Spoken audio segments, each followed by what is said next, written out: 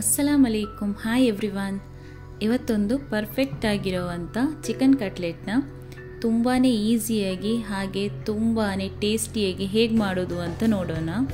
Okay friends, ಈಗ ವಿಡಿಯೋನ start ಮಾಡೋಣ. ಮೊದಲಿಗೆ ನಾನಿಲ್ಲಿ ಬೋನ್ಲೆಸ್ ಚಿಕನ್ನ ಸ್ವಲ್ಪ ಉಪ್ಪು ಹಾಗೆ ಸ್ವಲ್ಪ ಅರಿಶಿನ ಪುಡಿ ಹಾಗೆ ಸ್ವಲ್ಪ ಪೆಪ್ಪರ್ ಪೌಡರ್ ಹಾಕಿ ಬೇಯಿಸಿಟ್ಕೊಂಡಿದ್ದೇನೆ. ನೋಡಿ, ಈ ರೀತಿ ಇದೆ. ಇದನ್ನೀಗ ಮಿಕ್ಸಿ ಜಾರ್ಗೆ ಹಾಕಿ ಸ್ವಲ್ಪ ಗ್ರೈಂಡ್ ಮಾಡ್ಕೋಬೇಕು. ಜಾಸ್ತಿ ಮಾಡಲಿಕ್ಕೆ ಹೋಗಬೇಡಿ, ಸ್ವಲ್ಪ ಗ್ರೈಂಡ್ ಆದರೆ ಸಾಕು.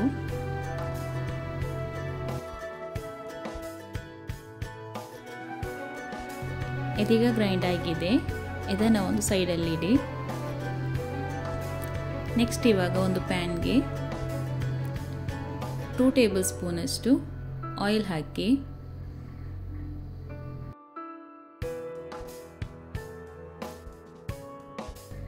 ಇದಕ್ಕೆ ಈಗ ಸಣ್ಣದಾಗಿ ಕಟ್ ಮಾಡಿಟ್ಕೊಂಡಿರೋ ಕರಿಬೇವನ್ನು ಹಾಕಬೇಕು.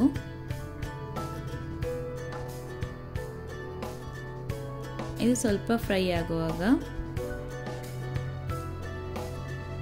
2 ಸಣ್ಣದಾಗಿ ಹೆಚ್ಚಿಕೊಂಡಿರೋ ಈರುಳ್ಳಿನ ಹಾಕಿ ಇದರ ಹಸಿ ಸ್ಮೆಲ್ ಹೋಗುವವರೆಗೂ ಸ್ವಲ್ಪ ಫ್ರೈ ಮಾಡಿ. ಫ್ರೆಂಡ್ಸ್, ಇದು ತುಂಬಾ ಈಸಿಯಾಗಿ ಮಾಡ್ಬೋದು ಹಾಗೆ ತುಂಬಾ ಟೇಸ್ಟಿಯಾಗಿರುತ್ತೆ. ನೀವು ಒಮ್ಮೆ ಟ್ರೈ ಮಾಡಿ.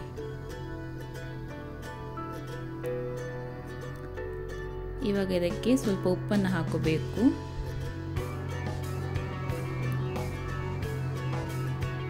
ಇದನ್ನು ಕೂಡ ಮಿಕ್ಸ್ ಮಾಡಿ.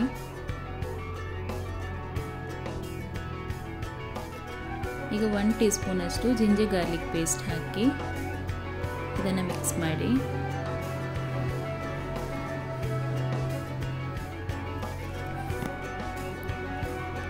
ಫ್ರೆಂಡ್ಸ್, ಯಾರೆಲ್ಲ ನನ್ನ ಚಾನಲ್ನ ಫಸ್ಟ್ ಟೈಮ್ ನೋಡ್ತಾ ಇದ್ದೀರೋ ಪ್ಲೀಸ್ ಸಬ್ಸ್ಕ್ರೈಬ್ ಮಾಡಿ ಹಾಗೆ ವಿಡಿಯೋನ ಸ್ಕಿಪ್ ಮಾಡದೆ ಕೊನೆ ತನಕ ನೋಡಿ.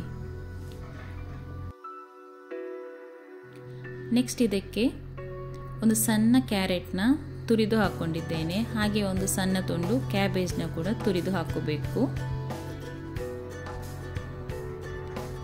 ಇದರ ಹಸಿ ಸ್ಮೆಲ್ ಹೋಗುವವರೆಗೂ ಇದೇ ರೀತಿಯಾಗಿ ಸ್ವಲ್ಪ ಫ್ರೈ ಮಾಡಿ.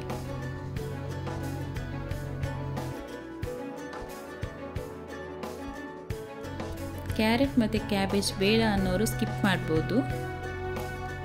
ಇವಾಗ ಇದಕ್ಕೆ 1/2 ಟೀ ಸ್ಪೂನಷ್ಟು ಟರ್ಮರಿಕ್ ಪೌಡರ್, 1/2 ಟೀ ಸ್ಪೂನ್ ಕೊತ್ತಂಬರಿ powder, 1/2 teaspoon garam masala powder, 1/2 teaspoon pepper powder ಹಾಗೆ 1 ಟೀ ಸ್ಪೂನಷ್ಟು ಕಾಶ್ಮೀರಿ ರೆಡ್ ಚಿಲ್ಲಿ ಪೌಡರ್ನ ಹಾಕಿ ಚೆನ್ನಾಗಿ ಮಿಕ್ಸ್ ಮಾಡಿ. ನಿಮಗೆ ಖಾರ ಜಾಸ್ತಿ ಬೇಕಂದರೆ ಜಾಸ್ತಿ ಕೂಡ ಹಾಕೋಬಹುದು.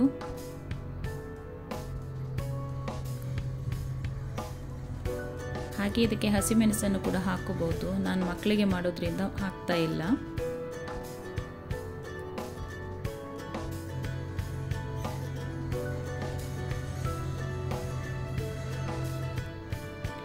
ಇವಾಗ ಇದಕ್ಕೆ 1 ಟೀ ಸ್ಪೂನಷ್ಟು ಸೋಯಾ ಸಾಸ್ ಹಾಕಿ 1 ಟೀ ಸ್ಪೂನ್ ಟೊಮ್ಯಾಟೊ ಸಾಸ್ ಇದನ್ನು ಚೆನ್ನಾಗಿ ಮಿಕ್ಸ್ ಮಾಡಿ. ಫ್ರೆಂಡ್ಸ್, ಈ ರೆಸಿಪಿನ ಇಫ್ತಾರ್ಗೆ ಜಾಸ್ತಿಯಾಗಿ ಮಾಡ್ತಾರೆ. ಹಾಗಾಗಿ ಪರ್ಫೆಕ್ಟಾಗಿ ಹೇಗೆ ಮಾಡೋದು ಅಂತ ಈ ವಿಡಿಯೋದಲ್ಲಿ ನೀವು ನೋಡ್ಬೋದು. ಅದಕ್ಕಾಗಿ ಕೊನೆ ತನಕ ಈ ವಿಡಿಯೋನ ಸ್ಕಿಪ್ ಮಾಡದೆ ನೋಡಿ. ಈಗ ನಾನಿಲ್ಲಿ 2 ಪೊಟ್ಯಾಟೋನ ಬಾಯ್ಲ್ ಮಾಡಿಟ್ಕೊಂಡಿದ್ದೇನೆ. ಅದನ್ನು ಸ್ಮ್ಯಾಶ್ ಮಾಡಿ ಹಾಕೋಬೇಕು. ಇದು ಕರೆಕ್ಟಾಗಿ ಸ್ಮ್ಯಾಶ್ ಆಗಬೇಕು.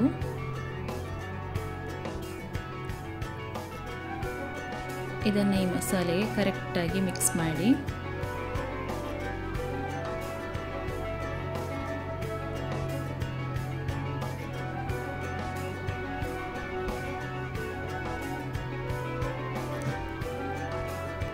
ಇವಾಗ ಇದಕ್ಕೆ ಮೊದಲೇ ಗ್ರೈಂಡ್ ಮಾಡಿಟ್ಟ ಚಿಕನ್ ಹಾಕೋಬೇಕು.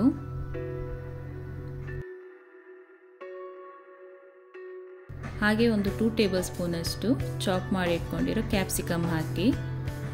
ಇದರಿಂದ ಫ್ಲೇವರ್ ಚೆನ್ನಾಗಿರುತ್ತೆ.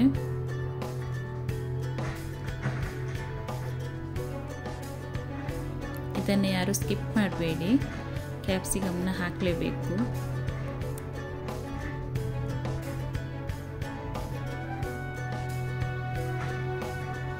ಇದನ್ನು ಚೆನ್ನಾಗಿ ಮಿಕ್ಸ್ ಮಾಡಿ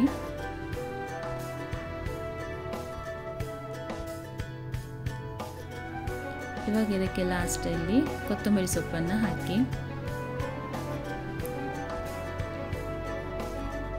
ಈಗ ಇದನ್ನು ಮಿಕ್ಸ್ ಮಾಡಿ ಫ್ಲೇಮ್ನ ಆಫ್ ಮಾಡಿ ಇದನ್ನೀಗ ತಣ್ಣಗಾಗಲಿಕ್ಕೆ ಇಡಬೇಕು.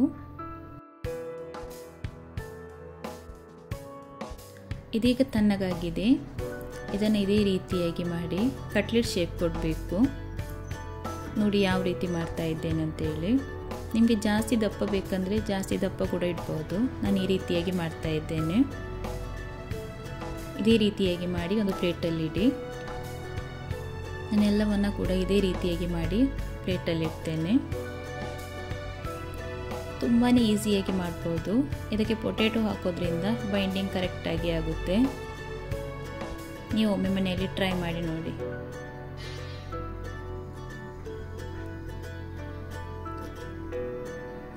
ಫ್ರೆಂಡ್ಸ್, ಇದು ತುಂಬಾ ಈಸಿಯಾಗಿ ಮಾಡ್ಬೋದು. ಹಾಗೆ ಮಕ್ಕಳಿಗಂತೂ ತುಂಬಾ ಇಷ್ಟ ಆಗುತ್ತೆ. ಮಕ್ಕಳಿಗೆ ಸ್ನ್ಯಾಕ್ಸಿಗೆ ಕೂಡ ಇದನ್ನು ನೀವು ಮಾಡಿಕೊಡ್ಬೋದು. ತುಂಬಾ ಇಷ್ಟಪಟ್ಟು ತಿಂತಾರೆ. ಫ್ರೆಂಡ್ಸ್, ಯಾರೆಲ್ಲ ನಮ್ಮ ಚಾನಲ್ನ ಇನ್ನೂ ಕೂಡ ಸಬ್ಸ್ಕ್ರೈಬ್ ಮಾಡ್ಕೊಂಡಿಲ್ಲ, ಪ್ಲೀಸ್ ಸಬ್ಸ್ಕ್ರೈಬ್ ಮಾಡಿ. ಹಾಗೆ ನಿಮ್ಮ ಫ್ಯಾಮಿಲಿ ಫ್ರೆಂಡ್ಸ್ ಎಲ್ರಿಗೂ ಶೇರ್ ಮಾಡಿ. ಆದಷ್ಟು ಸಪೋರ್ಟ್ ಮಾಡ್ತಾ ಇರಿ. ನೋಡಿ ಫ್ರೆಂಡ್ಸ್, ಇದೀಗ ಕಟ್ಲೆಟ್ನ ಮಾಡಿಯಾಗಿದೆ. ಎಲ್ಲವನ್ನು ಒಂದು ಪ್ಲೇಟಲ್ಲಿ ಹಾಕಿಟ್ಟಿದ್ದೇನೆ. ನೆಕ್ಸ್ಟ್ ಇವಾಗ ಇದಕ್ಕೆ ಕೋಟಿಂಗ್ ರೆಡಿ ಮಾಡೋಣ. ಅದಕ್ಕೆ ನಾನಿಲ್ಲಿ ಒಂದು ಬೌಲ್ಗೆ 2 ಮೊಟ್ಟೆನ ಹಾಕ್ಕೊಂಡಿದ್ದೇನೆ. ಹಾಗೆ ಒಂದು ಪ್ಲೇಟ್ಗೆ ಬ್ರೆಡ್ ಕ್ರಮ್ಸ್ನ ಹಾಕಿದ್ದೇನೆ. ಈಗ ಈ ಮೊಟ್ಟೆಯನ್ನು ಚೆನ್ನಾಗಿ ಬೀಟ್ ಮಾಡ್ಕೋಬೇಕು. ಇದು ಕರೆಕ್ಟಾಗಿ ಬೀಟ್ ಆಗಬೇಕು.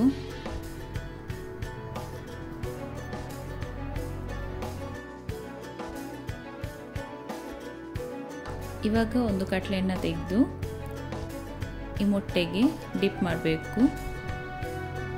ನೋಡಿ ಈ ರೀತಿಯಾಗಿ ಮಾಡಿ. ಇದನ್ನು ತೆಗೆದು ಈಗ ಬ್ರೆಡ್ ಕ್ರಮ್ಸ್ಗೆ ಹಾಕಿ ಕೋಟ್ ಮಾಡಬೇಕು. ನೋಡಿ ಇದೇ ರೀತಿಯಾಗಿ ಮಾಡಬೇಕು. ಬ್ರೆಡ್ ಕ್ರಮ್ಸ್ಗೆ ಹಾಕಿ ಕರೆಕ್ಟಾಗಿ ಕೋಟ್ ಮಾಡಬೇಕು.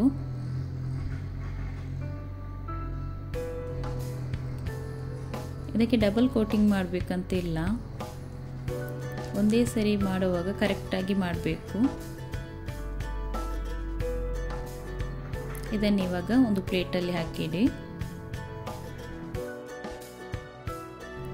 ಎಲ್ಲ ಕಟ್ಲೆಟ್ನ ಇದೇ ರೀತಿಯಾಗಿ ಮಾಡಬೇಕು.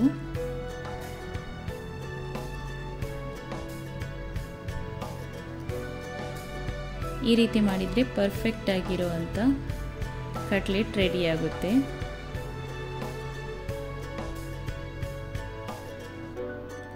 ಈ ರೆಸಿಪಿ ನಿಮಗೆ ಇಷ್ಟ ಆಗುತ್ತೆ ಅಂತ ಅಂದ್ಕೊಂಡಿದ್ದೇನೆ. ಇಷ್ಟ ಆದರೆ ಪ್ಲೀಸ್ ಒಂದು ಲೈಕ್ ಕೊಡಿ.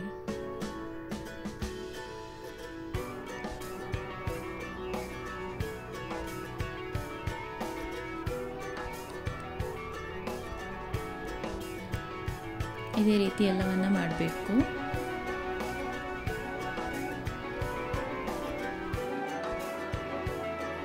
ಫ್ರೆಂಡ್ಸ್, ಈಗ ಕಟ್ಲೆಟ್ ರೆಡಿಯಾಗಿದೆ. ಇದನ್ನು ಇವಾಗ ಫ್ರೈ ಮಾಡೋದಕ್ಕೆ ಎಣ್ಣೆನ ಬಿಸಿ ಮಾಡಿ ಮೀಡಿಯಂ ಫ್ಲೇಮಲ್ಲಿಟ್ಟು ಒಂದೊಂದೇ ಕಟ್ಲೆಟ್ನ ಫ್ರೈ ಮಾಡ್ಕೋಬೇಕು. ನೋಡಿ ಇದೇ ರೀತಿಯಾಗಿ ಒಂದೊಂದೇ ಕಟ್ಲೆಟ್ನ ಹಾಕಿ ಫ್ರೈ ಮಾಡಿ. ಫ್ರೆಂಡ್ಸ್, ಎಲ್ಲರೂ ನಮ್ಮ ಚಾನಲ್ಗೆ ತುಂಬಾ ಸಪೋರ್ಟ್ ಮಾಡಿ. ಯಾಕಂದರೆ ನಿಮ್ಮ ಸಪೋರ್ಟ್ ನಮಗೆ ತುಂಬಾ ಇಂಪಾರ್ಟೆಂಟ್. ಅದಕ್ಕಾಗಿ ಪ್ಲೀಸ್ ಎಲ್ಲರೂ ಸಪೋರ್ಟ್ ಮಾಡ್ತಾ ಸಬ್ಸ್ಕ್ರೈಬ್ ಮಾಡ್ತಾ ಇರಿ. ಓಕೆ ಫ್ರೆಂಡ್ಸ್, ಇದೀಗ ಫ್ರೈ ಆಗ್ತಾ ಇದೆ. ಇದನ್ನು ಮೀಡಿಯಂ ಫ್ಲೇಮಲ್ಲೇ ಇಟ್ಟು ಫ್ರೈ ಮಾಡ್ಕೋಬೇಕು. ಹೈ ಫ್ಲೇಮಲ್ಲಿ ಇಡಬೇಡಿ. ಇವಾಗ ಇದನ್ನು ಟರ್ನ್ ಮಾಡಿ ಹಾಕಿ ಇನ್ನೊಂದು ಸೈಡ್ ಕೂಡ ಫ್ರೈ ಮಾಡಿ. ಇದು ಓವರ್ ಆಗಿ ಫ್ರೈ ಆಗಬೇಕಂತೇನಿಲ್ಲ, ಯಾಕಂದರೆ ಆಲ್ರೆಡಿ ಇದು ಕುಕ್ ಮಾಡಿರೋದನ್ನೇ ಹಾಕಿರೋದು. ಅದಕ್ಕಾಗಿ ಇದು ಗೋಲ್ಡನ್ ಬ್ರೌನ್ ಬರೋ ತನಕ ಸ್ವಲ್ಪ ಫ್ರೈ ಮಾಡಿದರೆ ಸಾಕು. ನೋಡಿ ಇದೀಗ ಫ್ರೈ ಆಗ್ತಾ ಇದೆ. ಫ್ರೆಂಡ್ಸ್, ಇದರಲ್ಲಿ ಒಂದು ಟಿಪ್ ಇದೆ. ಏನಂದರೆ, ನೀವು ಚಿಕನ್ ಬಾಯ್ಲ್ ಮಾಡುವಾಗ ಚಿಕನ್ ಮತ್ತು ಪೊಟ್ಯಾಟೋನ ಬೇರೆ ಬೇರೆ ಬಾಯ್ಲ್ ಮಾಡೋದು ಬೇಡ, ಒಟ್ಟಿಗೆ ಹಾಕಿ ಬಾಯ್ಲ್ ಮಾಡ್ಕೋಬಹುದು. ಹಾಗೆ ಮಾಡೋದ್ರಿಂದ ನಿಮ್ಮ ಟೈಮ್ ಕೂಡ ಸೇವ್ ಆಗುತ್ತೆ, ಹಾಗೆ ಕೆಲಸ ಕೂಡ ತುಂಬಾ ಈಸಿ ಆಗುತ್ತೆ. ಹಾಗಾಗಿ ಎರಡನ್ನು ಕೂಡ ಒಟ್ಟಿಗೆ ಬಾಯ್ಲ್ ಮಾಡಿ. ಇದೀಗ ಫ್ರೈ ಆಗಿದೆ, ಇಷ್ಟಾದರೆ ಸಾಕು. ಇದನ್ನು ತೆಗೆದು ಒಂದು ಪ್ಲೇಟಿಗೆ ಹಾಕಿ.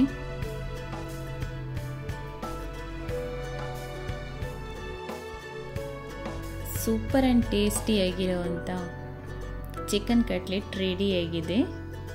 ಚಿಕನ್ ಕಟ್ಲೆಟ್ನ ಪರ್ಫೆಕ್ಟಾಗಿ ಹೇಗೆ ಮಾಡೋದು ಅಂತ ನೋಡಿದ್ರಲ್ಲ ಫ್ರೆಂಡ್ಸ್.